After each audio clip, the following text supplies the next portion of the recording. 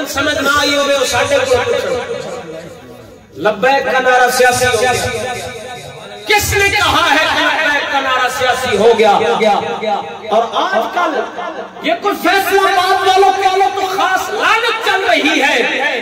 पहले किसी पीर साहब ने एतराज किया था कि ये सियासी नारा है। बाद में कोई नईमी नाम का शख्स है जिसने इंटरव्यू दिया और कहा कि तहरीक लब्बैक ने जो मुआहदा किया इस मुआहदे का कोई फायदा नहीं।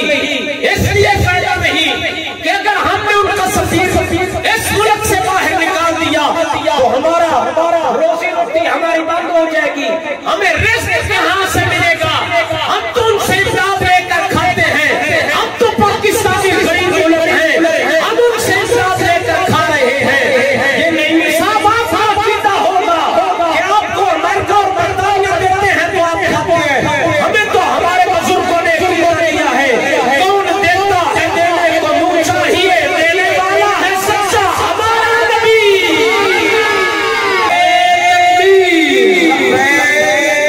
लब्बैक लब्बैक या रसूल अल्लाह, लब्बैक या लब्बैक या रसूल अल्लाह, लब्बैक लब्बैक या रसूल अल्लाह, लब्बैक लब्बैक या लब्बैक या रसूल अल्लाह, लब्बैक लब्बैक या रसूल अल्लाह। ताजदारे खत्मे नबूवत, ताजदारे खत्मे नबूवत, ताजदारे खत्मे नबूवत। हुण दस्या जी